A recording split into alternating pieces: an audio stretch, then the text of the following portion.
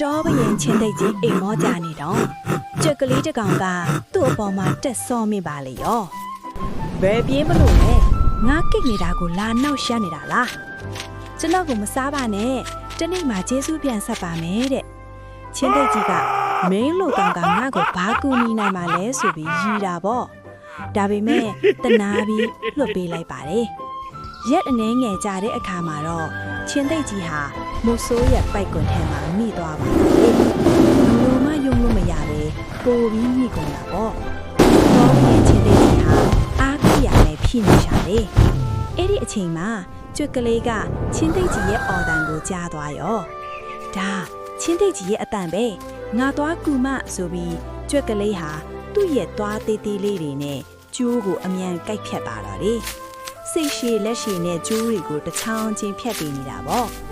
ဖြတ်ဆိုပြီးကျိုးကြီးရဲ့ပြတ်ထွက်ကုန်ပြီချင်းသိကြီးဟာပိုက်ကွန်ထဲကနေလွတ်မြောက်သွားပါပြီချင်းသိကြီးက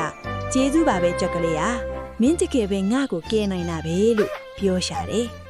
အခုတော့သူတို့နှစ်ယောက်ဟာခွဲမရတဲ့တငယ်ချင်းတွေဖြစ်သွားပြီပေါ့တင်းငယ်တဲ့သူတွေကလည်းကြီးမားတဲ့အကူအညီကိုပေးနိုင်ပါတယ်ပုံမြင်လေးကြိုက်ရင်follow လုပ်ထားဖို့မမေ့နဲ့ဦးနော်